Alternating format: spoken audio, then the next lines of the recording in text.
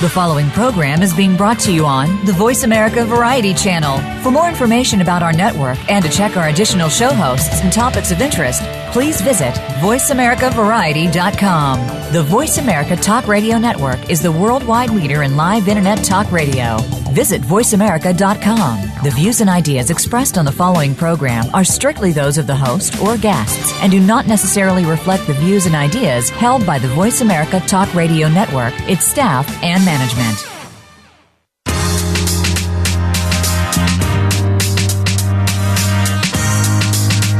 This is Goodnight Marilyn Radio with your host, Nina Bosky.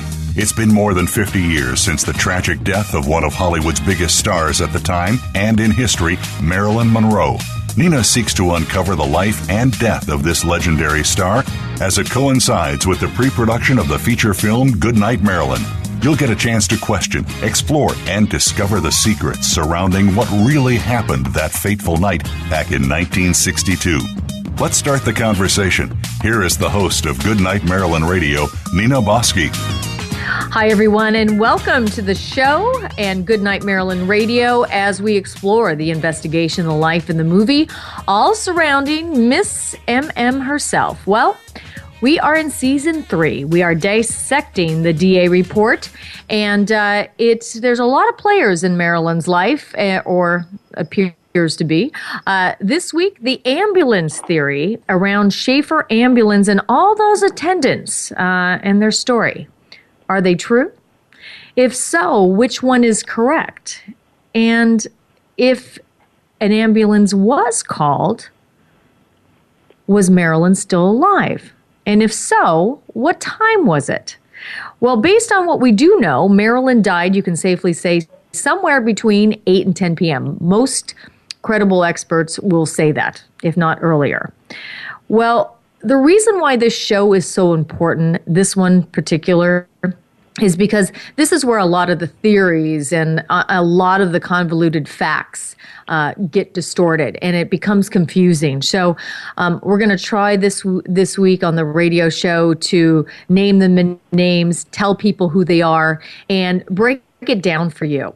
So then if we can use logic, right, in breaking down this story, especially with this theory, the ambulance theory, then just by the nature of fact, we can start to dispel fact from fiction, probable theory from outlandish rumor. So that's what we're going to attempt to do today. Follow along with us. It's going to be a very interesting show, I must say. And, one of the things that we have to really look at is, was it even really possible to have an ambulance go to Maryland's? And so these are kind of the things that we're going to explore in this week's show, the infamous ambulance theory. So as Goodnight Maryland fans, we're going around the world each and every week, and we have some shout outs, and hopefully I can say her name right. Sirk Ku, and she's from Finland. Might not have said that right, but you know who you are. So thanks for joining in from Finland this morning. Susie from the UK, Luca from Vancouver, Canada, Claire from St. Paul, Minnesota, Delta from Greens Harbor, Canada, Paul from Missouri, India, Rick from Atlanta, Georgia, Kevin from West Hollywood, California, Patty from Santa Cruz, California, Cecilia from Baton Rouge, Louisiana, Wayne from Palm Beach, Florida, Jeff from Melbourne, Australia, Iris from Peru. Wow, Peru. Dean from Westchester, New York, and Bill from Chiang Mai, Thailand. Oh boy, I've been to Thailand. And hello from around the world.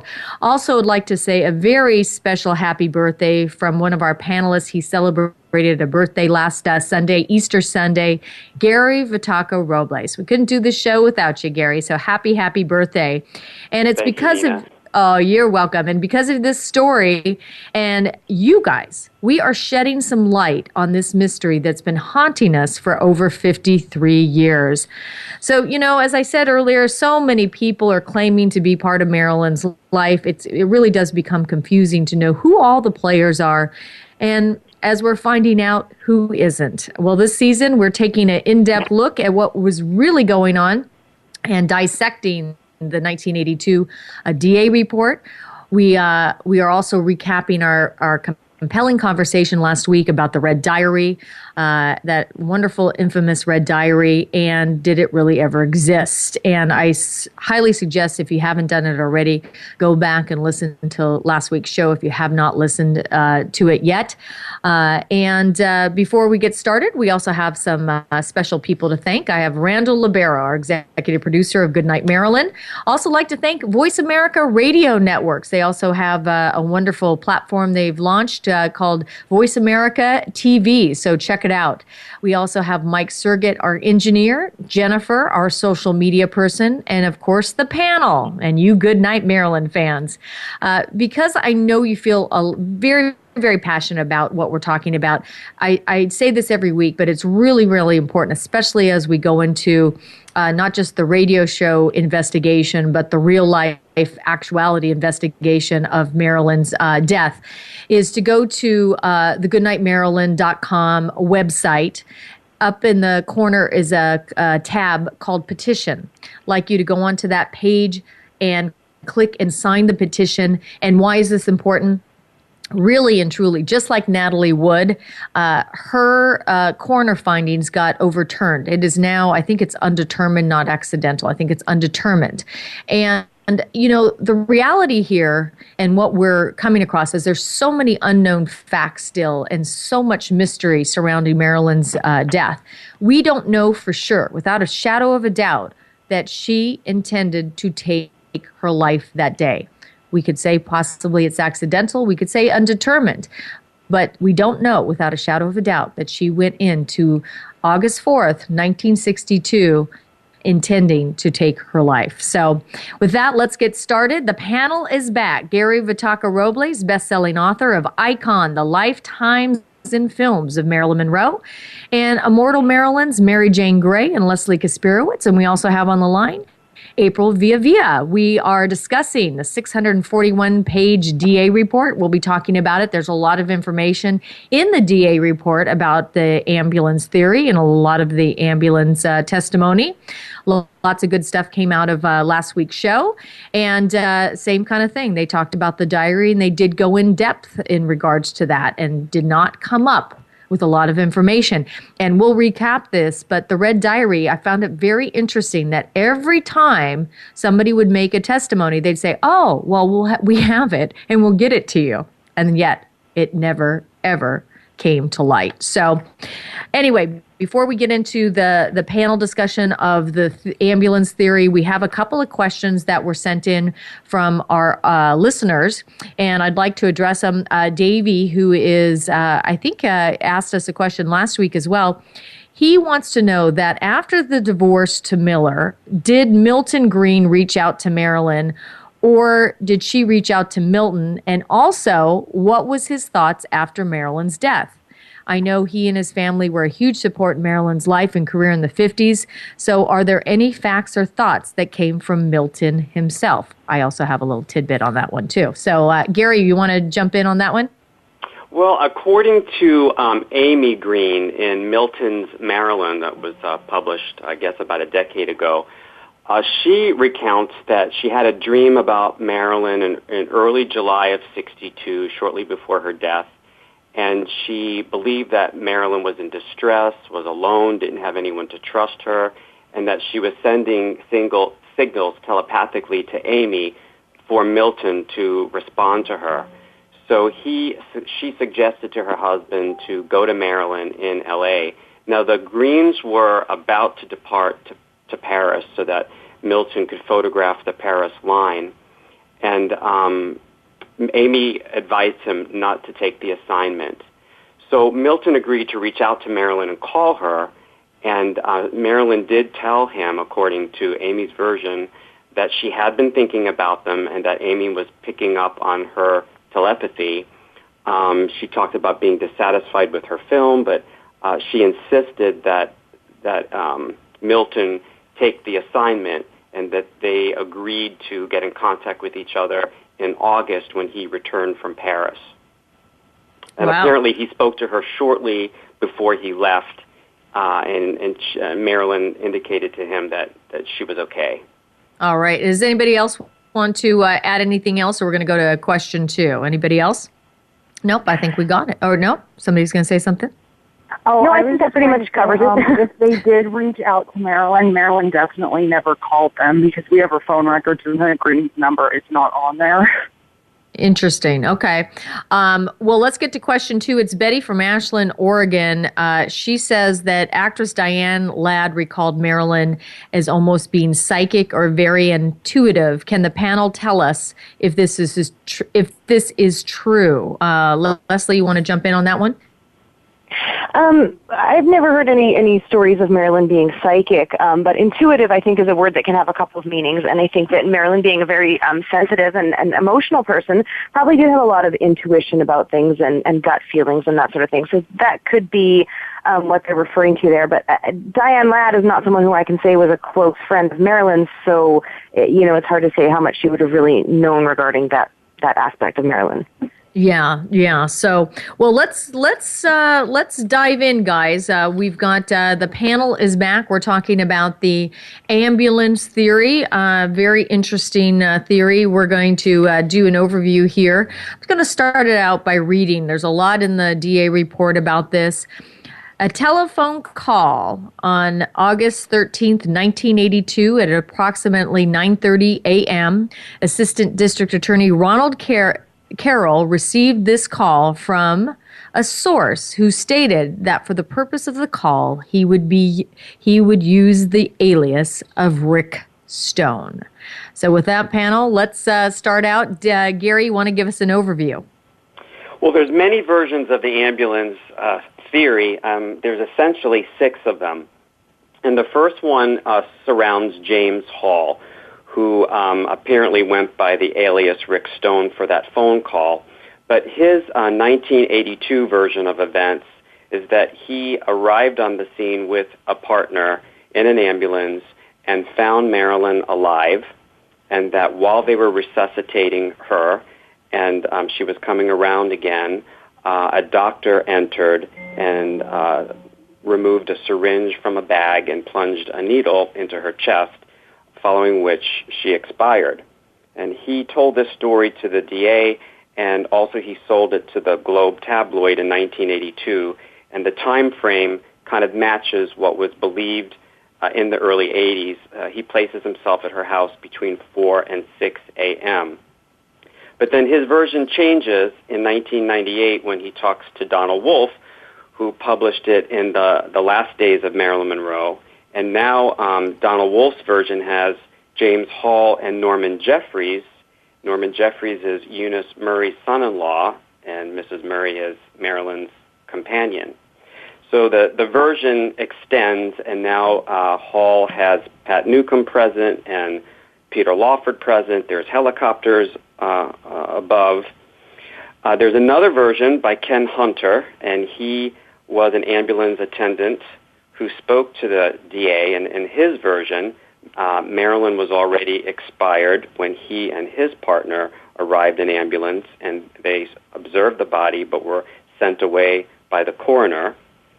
There's another version told by Walt Schafer, who owned the Schafer Ambulance Company, where all of these attendants who made these allegations actually worked.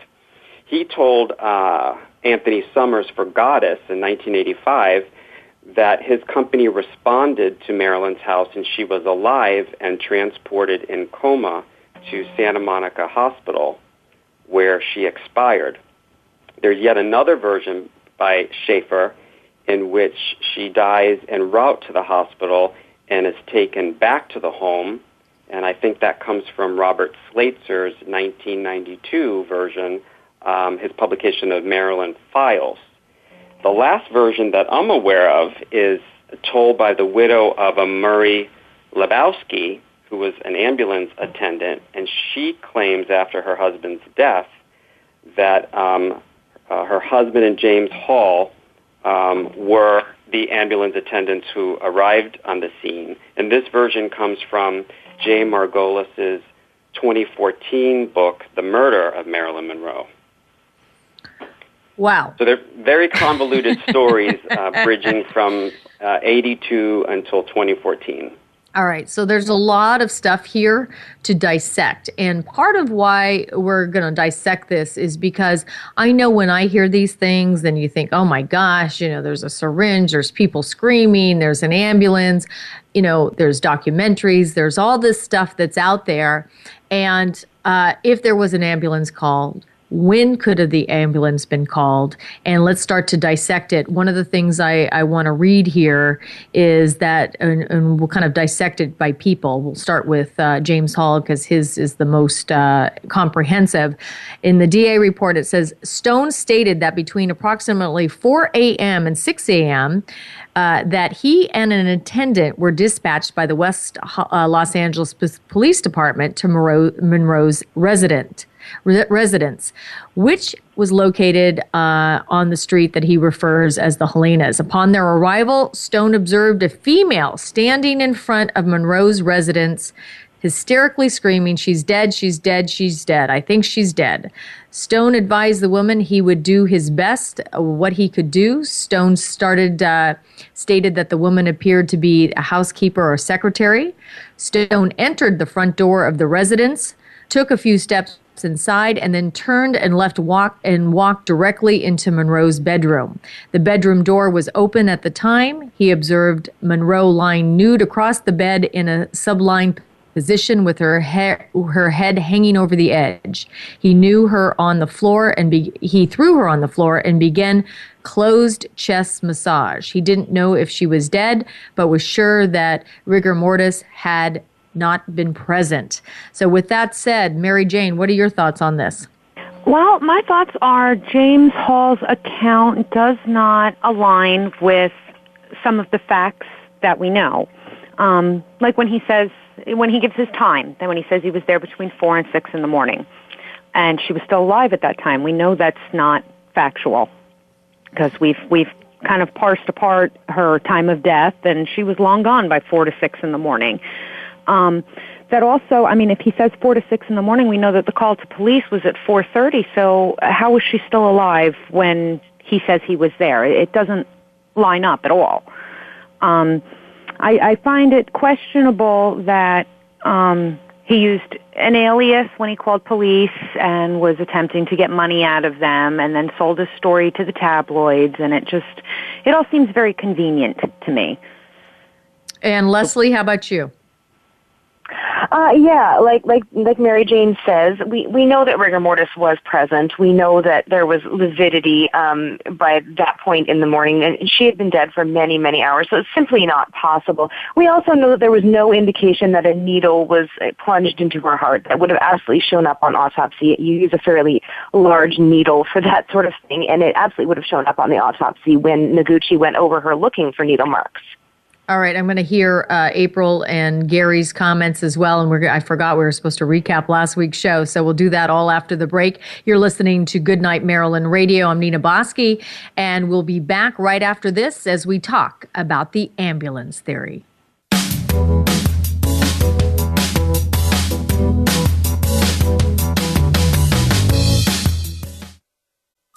Streaming live, the leader in Internet talk radio. VoiceAmerica.com. Ready to chat about your favorite soap operas? The daytime discussion is here with Dan J. Kroll and Soap Central Live. For the past 15 years, Dan has been dishing and discussing on SoapCentral.com. And now he's taking the talk to the airwaves of the Voice America Variety Channel. You'll go behind the scenes with the biggest stars of daytime, along with guest commentary from the Soap Central columnists. And we'll take your questions and comments during our live show, Soap Central Live, every Friday at 6 p.m. Eastern Time, 3 p.m. Pacific on Voice America Variety. The Voice America Live Events page is here now to showcase your corporate, individual, or organization's live event. Visit voiceamerica.com/live events to see all of our past live events and find out more. Whether it's a multi-day conference, special speaker, or single-day event, we've got everything to make your event a success. We can do a few hours or a few days. For more information about taking your event to the next level, call Jeff Spinard at 480-294 480-294-6417 or email info@voiceamerica.com. Again, that's Jeff Spinard at 480-294-6417 or send us an email to info@voiceamerica.com. The Internet's #1 talk station. #1 talk station. VoiceAmerica.com.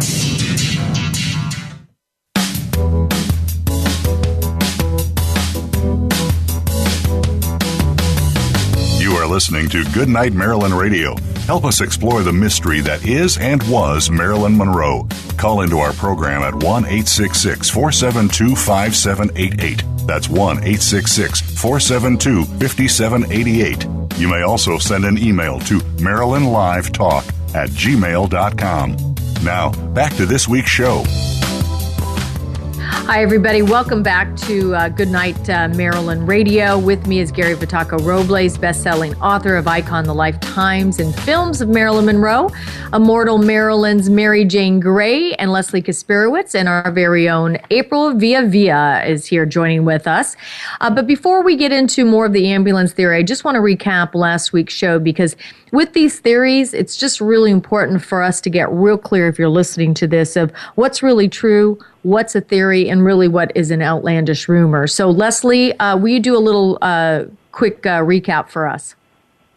Yeah, well, last week we talked about the Red Diary, which has been used kind of as a motive for murder. It's a diary in which Marilyn allegedly wrote down secrets that she had been told during her time with the Kennedy brothers about all kinds of things, from the CIA to Fidel Castro to Jimmy Hoffa.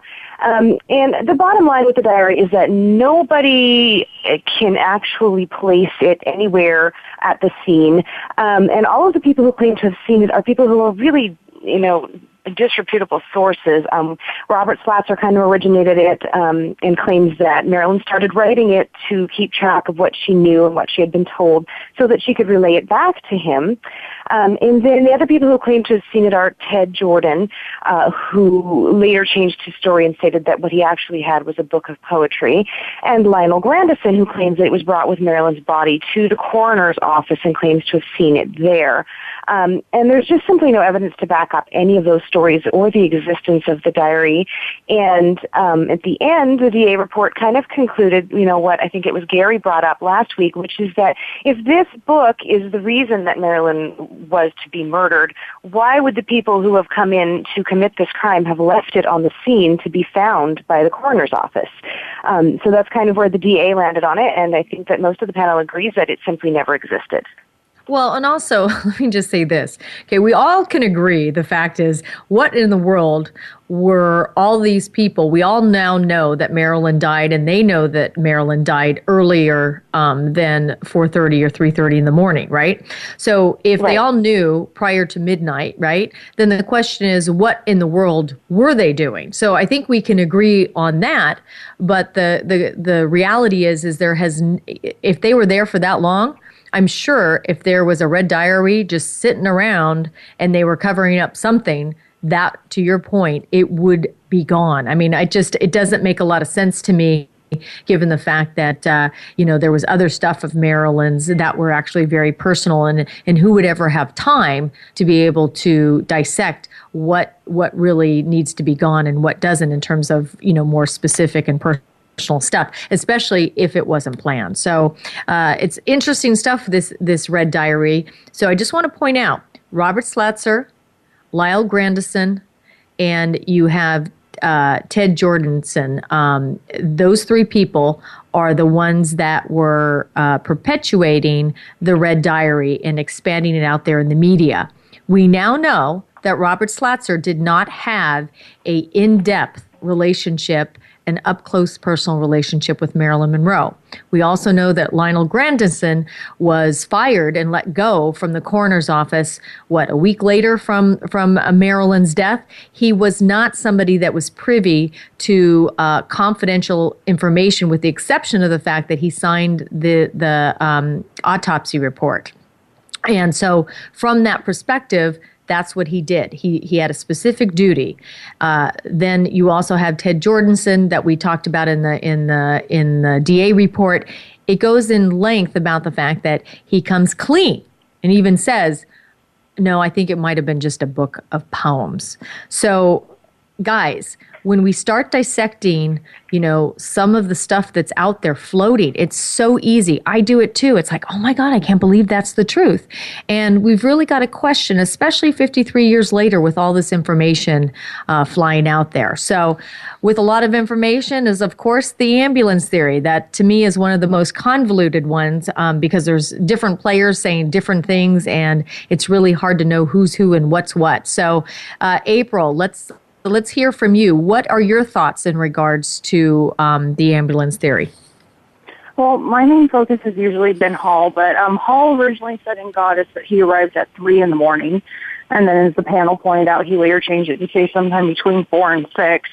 A main issue with that is that the press arrived at her house in between the 4 and 6 timeline and were taking pictures, and there are absolutely no pictures of an ambulance or Hall there.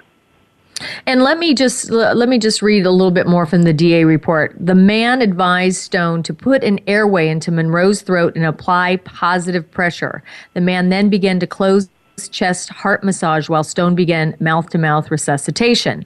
Stone stated that Marilyn started to purge at that point. He stopped and told the man that, basically to switch procedures. The man stated, wait a minute, and withdrew a loaded syringe from his bag. The man then counted down several ribs, injected the needle into the area of Monroe's heart. Guys, this is where we get the story. I can't tell you how many people say, you know what, I heard something about her having a needle into her heart, right? So this is where it comes from. The discharged the contents of the syringe. The man resumed closed heart massage for several minutes and then stated, I've got to put on a show. The man stated he was pronouncing her dead and that Stone and his partner could leave. Stone and his partner left the residence at that time. They said that also they'd been there almost 15 minutes. He also stated that he departed the residence. It was just beginning to become daylight, which again, 4 to 6, he says in the DA report, you kind of know if the sun is coming up. I don't know, at 3 o'clock in the morning if you're changing your story, which is what he did after the facts. So just remember that. Stone stated that he can prove he was the ambulance driver at the time of Monroe's death. He doesn't recall the attendant who accompanied him, but he was able to name the following ambulance employees who worked with him.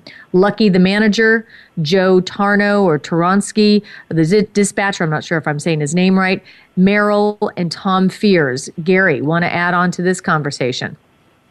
Well, I think Hall's story shows his very cursory understanding of the facts of the case. And, if he only looked at the death certificate, which has been published many times over the years, Marilyn is pronounced dead, I think, around 4:20 by Dr. Engelberg. So if that's all the information that he knows, he puts himself on the scene right before that time. But his claim doesn't take into effect the other facts of the case, which is what the other panel members have disclosed, that there was already fixed lividity and rigor mortis present, and so that places her death almost 8 hours before. And in addition to the autopsy report not validating any of his claims, which included trauma to the chest, the heart muscle, and I think at one point he alleges that a rib was broken during the chest compressions, and none of that was found in the autopsy report. Why do you think, I'll start with you, Leslie, why do you think he, 1982, he's now telling this story? Why do you think that he would tell a story like this? Well, the simple answer there is dollar signs. We know that he asked for money from the DA when he initially came to them with his story, and that he later sold his story to Globe for a reported $40,000. So that's a pretty big payday to tell a story that you made up. So he claims that he was afraid for his life, and yet in no version of his story does he state that he saw the Kennedys there or had any knowledge of the Kennedys' involvement in her death. So that doesn't really add up to why he would be afraid for his life. He hadn't witnessed anything involving the Kennedys, and they would have been the only people powerful enough to make him fearful for his life. So, according to the DA report, Stone stated he was willing to cooperate, but the economy had flattened out for him, and that this type of information you're going to have to pay, he stated, with that he would take a polygraph examination, and that upon determination of his truthfulness, he would demand immediate payment. He estimated his travel expenses about a couple of thousands. Stone was advised the travel expense could be arranged, but that payment for the information would be determined after the information was reviewed by the district attorney's staff. Stone agreed, but insisted on expense money and his selection of a meeting place. So, April, your thoughts on, you know a lot about Hall. What's your thoughts on him? If you have information that can crack like a cold case and everything, I don't think that you're going to sit there and just think about money. And Hall had nearly 20 years to come out before that. Never said anything, and then once he realized he could make money off of it, that's when he decided to come out. Yeah, I mean, it's a pretty intense kind of accusation in terms of what he saw and what he did, and he seems to be a very prominent part in terms of Marilyn dying.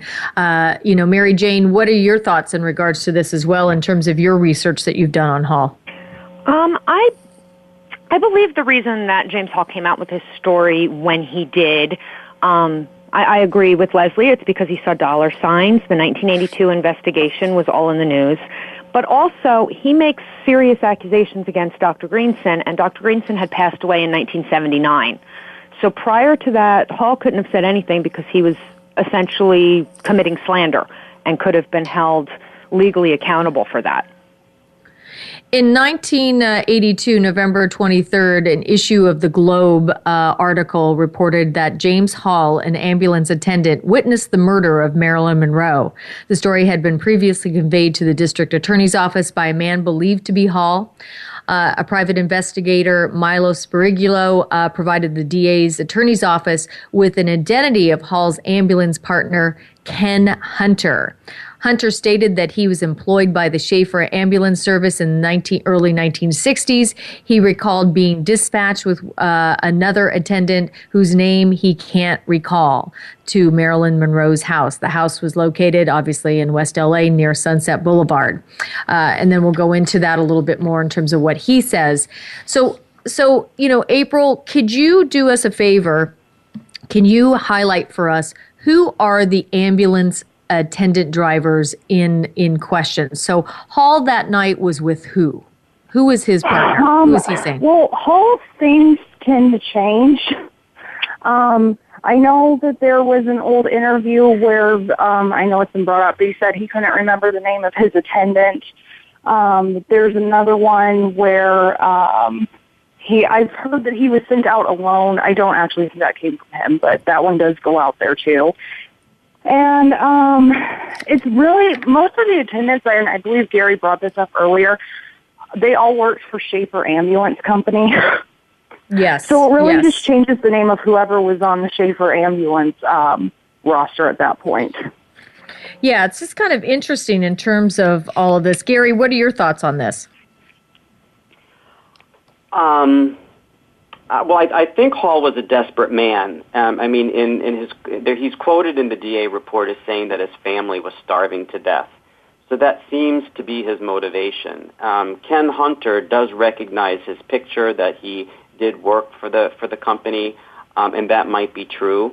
But I think we have just a man who's desperate to get on the bandwagon during a time in history where the story was hot and the tabloid media was willing to pay. Yeah, I think that this is an interesting point because this has certainly been the one that's been circulating quite a bit over the years. Leslie, what are some of your thoughts on this too? Well, as we've already covered, it was a very hot story at the time, and I think that over the years you see it change. He's changing the time as more details are emerging, and he starts to realize that his story doesn't fit. He later, in 1998, in Donald Wolf's book, tells a different version of the story in which Marilyn is found in the guest house. And at this point, he pushes his timeline back quite a bit, and now he's got his timeline more towards 10:30 or 11 o'clock at night, where he claims they've arrived and Marilyn Marilyn is in the guest house, and this is where the resuscitation takes place in this version of the story. And he then states that after Greenson comes in and plunges the needle into Marilyn's heart, that they leave. This version of the story is corroborated by Norman Jeffries, who was mentioned a little bit earlier by Gary, I believe, who is Eunice Murray's son-in-law. And this is the first time that Norman Jeffries' presence at the scene is ever brought up. And so the story just gets even more convoluted, where you've got another alleged witness to this, event. And in this version, Dr. Engelberg arrives before midnight, and they all move Marilyn's body back into her bedroom and set up the suicide scene. So you can kind of see over time where Hall starts to realize that his story isn't fitting the facts, and he starts to change it to try and make it fit the facts a little bit better. Yeah, I mean, I think that's the key here, because there's so much that is, completely just, it's not based in any kind of theory. It's the sensationalism that we get caught into. And, it certainly has caught my attention over the years, and I started paying attention to it, because on some level, it does make sense that an ambulance would be called. So I guess my question, and I'll ask you, Gary, is was an ambulance called, and could have come to Marilyn's house, but they didn't witness any of the things that we just talked about? Well, that seems to be a scenario that's more based in fact. And when I was researching Icon, I know I ran across newspaper articles from August 6th of 62. For the life of me, I can't source it at this point. I think it's the Los Angeles Times, because it's certainly not in the New York Times. And I think it might also come from Mrs. Murray's memoir. But apparently there was an ambulance and a fire rescue truck that arrived right around the time or directly after the police arrived. And that seems to fit with Ken Hunter's story. And that might have been protocol when the police went out on an apparent overdose. The call came through that she was already dead, but whoever's taking that call might have to call emergency services, because that might not have been a correct call on her death. So I think that fits with what we now know about emergency services. Interesting. So let's read a little bit more of the DA report in terms of Ken Hunter's statement. He says his partner entered the residence while Hunter obtained the gurney from the ambulance. Hunter believes a police unit arrived simultaneously with their arrival. Hunter entered the residence approximately 2 minutes after his partner. He proceeded to the bedroom, where he observed Monroe lying on the bed being examined for her life signs by his partner. She was nude and lying possibly on her side. Hunter noted that there was lividity on the area of her throat. The partner did not remove her from the bed. He told Hunter she was dead and possibly had started rigor mortis, and it was present. Hunter stated that he observed several people present in Monroe's residence. He observed the police officer, an older man dressed in a suit, an older woman, and several other people. Hunter and his partner were present at Monroe's residence between 10 and 15 minutes. Upon determining she was dead, they left the residence. Hunter is familiar with the name James Hall, but cannot recall in that regard. Hunter related essentially the same facts as he reported during a previous interview. He stated with reasonable certainty that his partner was Murray Leibowitz. He described Leibowitz at the time as approximately 30 years old, a Caucasian and heavy set. Investigator displayed a photograph of James Hall to Hunter. The photograph was contained by the Globe. He examined the photograph and said that he was definitely not his partner. On that note, we're going to take a quick break. We're going to hear from the panel their thoughts on what was just stated. We'll continue the conversation on the ambulance theory. I'm Nina Bosky, and you're listening to Goodnight Marilyn Radio.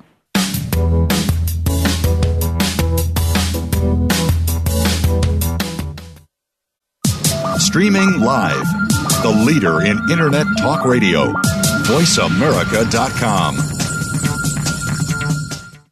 Ready to chat about your favorite soap operas? The daytime discussion is here with Dan J. Kroll and Soap Central Live. For the past 15 years, Dan has been dishing and discussing on SoapCentral.com. And now he's taking the talk to the airwaves of the Voice America Variety Channel. He'll go behind the scenes with the biggest stars of daytime, along with guest commentary from the Soap Central columnists. And we'll take your questions and comments during our live show, Soap Central Live, every Friday at 6 p.m. Eastern Time, 3 p.m. Pacific on Voice America Variety. The Voice America Live Events page is here now to showcase your corporate, individual, or organization's live event. Visit voiceamerica.com/live events to see all of our past live events and find out more. Whether it's a multi-day conference, special speaker, or single-day event, we've got everything to make your event a success. We can do a few hours or a few days. For more information about taking your event to the next level, call Jeff Spinard at 480-294-6417 or email info@voiceamerica.com. Again, that's Jeff Spinard at 480-294-6417 or send us an email to info@voiceamerica.com. The Internet's #1 talk station. #1 talk station. VoiceAmerica.com.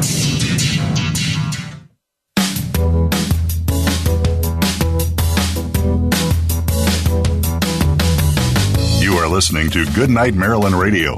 Help us explore the mystery that is and was Marilyn Monroe. Call into our program at 1-866-472-5788. That's 1-866-472-5788. You may also send an email to marylandlivetalk@gmail.com. Now, back to this week's show. Hi, everybody, and welcome back to Goodnight Marilyn Radio. I'm Nina Bosky. This week, the panel is discussing the ambulance theory. What is true, what isn't, who are the players, so we can really start to dissect, and what starts to make logical sense. So when you're hearing this stuff, I don't want you to go into the sensationalism, because it's all fun to have, a mystery and a thriller and, oh my gosh, the ultimate whodunit, okay? We'll leave that to Goodnight Marilyn, the movie. But this is real life here, and this is a real person that actually had a mysterious death here. And we have to take it seriously in the sense that, to take a step back from your own kind of, the ultimate wanting to know what happened from a sensational standpoint, but really looking at it from just logic. What makes sense and what doesn't. And this kind of connects to this week's Life Bites. It is truth or illusion. In an interview with Joan Greenson that she did for an MM documentary, she said that more people over the years, when asked about Marilyn, never really asked about the real person. They wanted to know the illusion.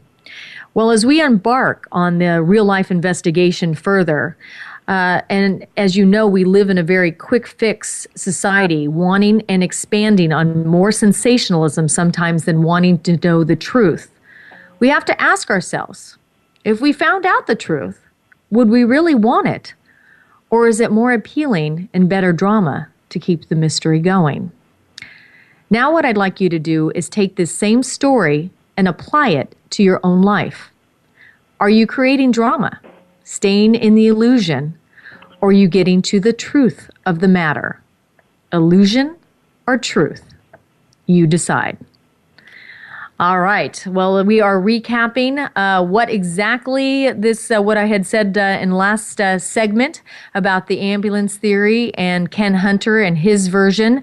Leslie or Mary Jane, you want to jump in?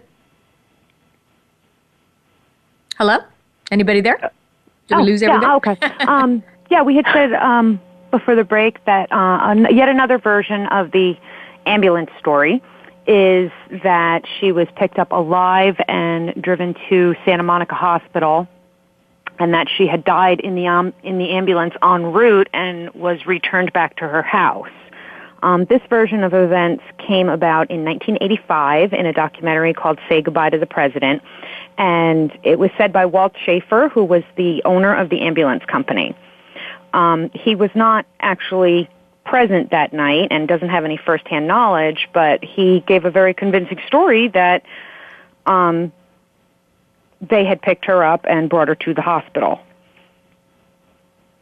Yeah, and his story really changes over. I mean, he goes back and forth, and that's what also becomes the challenge. And I think in Jay Margolis's book or somewhere I had read it, and the reason why he changed his story is because, quote, it's Hollywood, and at that time, I mean, I do have to say, they had a lot of verbal contracts, and they did do a lot of celebrity and high profile people where they would have to keep things hush hush, and so if he did say something at that time, I could, that starts to make sense. The challenge that doesn't make sense is that why in the world can't we get straight who worked with who? I just find that to me, that just seems simple logic. I may not remember 20 years ago, but I do remember who my coworkers were. April, what do you have to say about that? I was going to say that Murray Leibowitz denies even working that night. He says he was not on duty on the night Marilyn died, and Kent Hunter places him as being his partner, but Murray always said that he wasn't even working that night, and there's no way that he was Kent's partner. Well, it's, then this is why it gets confusing with these books and stuff as well, because Mrs. Leibowitz says in The Murder of Marilyn Monroe, Case Closed, Jay Margolis's book, that over the course of a comprehensive interview, even through her, she disputes Hall's account. Her husband did relay how Hall was in fact Murray's partner on the night of August 4th, 1962. So, do you know what I'm saying? Who's lying and who's telling the truth? That becomes the challenge, Mary Jane. Well, something else to take into account with all these ambulance theories and stories is if you go back through the newspaper archives of Marilyn's death, there's no account of an ambulance being called. And I find it a little hard to believe that back then, when the press was hungry for every detail, that they wouldn't have interviewed the ambulance company then. None of this came out until James Hall in 1982. Well, but as far as who worked with who, it gets really confusing because this one says he worked with this one, and then this one denies that he did. We have no idea who was on duty that night. Yeah, and they all contradict one another.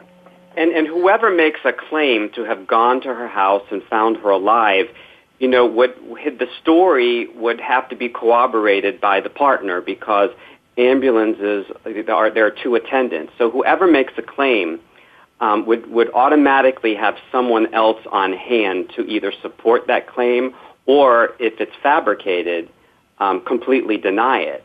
And, that might be the crux of why it's so difficult to determine who the ambulance attendants were. Well, because not everybody is in congruence with their version of the story. Well, and then it gets even more complicated because Hall claims that Leibowitz was actually paid off, and that Leibowitz was paid off by the Kennedys, and he bought all these car washes. So do you understand? I mean, it gets even more and more deeper, and it gets very, very convoluted. So I definitely think that when we get to the conference, guys, we're going to have to really point this out of what we know to be fact, what we know to be a potential theory, and what is really at this point just rumor. And so a lot of times people, when they're writing these books, now the good thing is at least I can speak for Anthony Summers, is that he has the raw tapes of those actual interviews.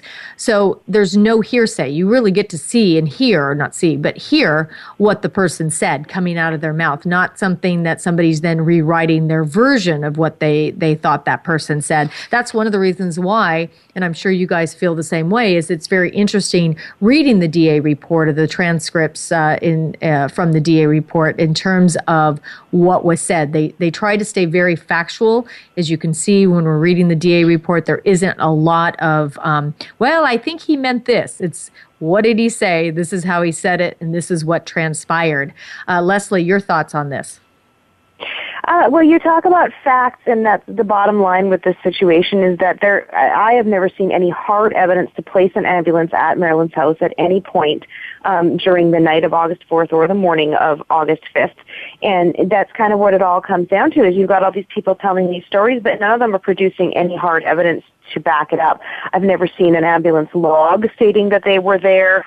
If she was taken to the hospital, there would absolutely have been records at the hospital. I mean, at that point, you're talking about a cover-up of monumental proportions, where if people are being paid off, you'd have to be paying off an entire staff at a hospital. You come back to the facts. What can we corroborate actually happened? And the bottom line is none of the ambulance stories can be corroborated by facts. Patrick Oblai interviewed regarding possible ambulance dispatch to victims' residence. Oblai recalled dispatch, but attendants turned away prior to entering residence. And so, that was investigator telephoned and interviewed. Is it Carl Bellazzoni? Who is this guy? Who is he? He was the vice president of California Ambulance Service, and they had merged with Schafer Ambulance. So he says that Tom Fears is currently an ambulance driver for the LA Fire Department. Lucky Oblai was a security guard at NBC, and Joe Tarnowski is employed as an usher at the Forum in Inglewood. Who and how do these people relate to the ambulance story that day? Do they collaborate on any of the information from Hall, Leibowitz, or Hunter? I'm not aware that they were interviewed by the DA. I don't remember seeing any evidence of them being sought out. Yeah, just the Oblai. He said that they were dispatched but turned away. He also says that during 1962, he was employed as a supervisor by the ambulance service. And the investigator played a tape recording of Rick Stone's voice, and he stated that Stone's voice is not familiar to him. Now, in Margolis's book, he goes on to say that I guess he found a record in a court document that actually showed that he was employed by the ambulance service, because initially the ambulance service did not acknowledge him as being an employee. Does anybody know anything about that? April? I actually don't. Maybe someone else does. Anybody know that one? Because, the question is, part of the thing is they're trying to answer these theories and what could have happened. And, maybe the next, in our next show, not next week, but the week after, we can get some of those quotes and we can really dissect in terms of recapping this show, because it does get convoluted. We have Hall, we have Hunter, we have Leibowitz, and Hunter saying that Leibowitz was his partner and Hall saying that Leibowitz was his partner. And, Leslie, I liked what you said earlier in terms of what could be true and what couldn't be true. Your thoughts on that? Well, I think that of all of the ambulance stories, the only one that I find to be possible is the version is Ken Hunter's version, in which an ambulance arrives. Marilyn is already deceased, obviously deceased. He describes her body accurately, but it's possible that he received a description elsewhere. But to me, that's the only story that fits, because we know that there's no way an ambulance arrived while she was still alive and attempted to resuscitate her. Certainly not during the early hours of the morning. And so to me, that's the only story that I would consider as plausible. And Gary, how about you? Well, in an audio tape, which we can find on YouTube, Ken Hunter is briefed on Hall's allegations, and his response dismissing that is an expletive that's bleeped. And again, I'd have to agree that his version seems to be the most accurate, because Walt Schafer says that Marilyn's estate was billed for transporting her to Santa Monica Hospital, but we do have the creditors list on Marilyn's estate available, and Schafer Ambulance Company is not listed as a creditor. So it would suggest that if an ambulance did arrive and it arrived too late, it certainly wouldn't have charged the estate.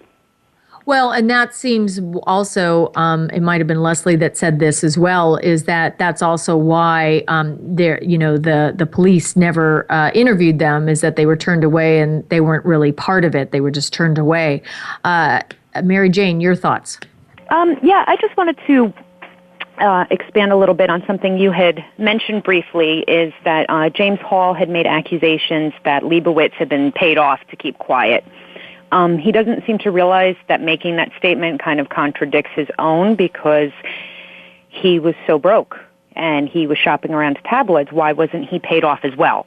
If there was something to be covered up and people were paid off, where was his payout? Very good point. Very good point. April, your thoughts about this as we close this week's show? I was just going to say that I think when you look at these people, you could see a lot of them jumped in at the hype of like Monroe Mania in the early 80s when everyone was getting paid, and that's when they released their groundbreaking stories that they had 20 years to talk about. Yeah, it's definitely, in terms of the timing and why this wasn't talked about prior to 1982. People will say, "Oh, my life was threatened," and that certainly became a buzz and a concern for people, whether it was perceived real and it was a real threat or not. The reality is that nobody was talking prior to 1982. So we're going to close this week's show. I've got some exciting news. Next week, we will have airing. Dr. Cyril Weck will be with us, and we'll be talking about the forensic pathology and, commenting and dissecting a little bit further his interview that he did with Mary Jane Gray a while back. And we'll start to lay the groundwork for the forensic pathology, which is something that you can't distort. So on that note, we will also recap, not next week, but the week after, the ambulance theory, and we'll talk a little bit more if there's anything specific that we have to get that we haven't covered in this week's show. But one of the things that you're learning right now is that Hall isn't credible. Ken Hunter might have been credible, but the reality is that there is in no logs of the Maryland estate that an ambulance was ever called. And don't you think that Walt Schafer would have billed the estate for the fact that if he did indeed, his company did come and take care of Maryland, I'm sure he would have billed them. On that note, it's a wrap for this week's show. I'm Nina Bosky, and remember, never stop dreaming.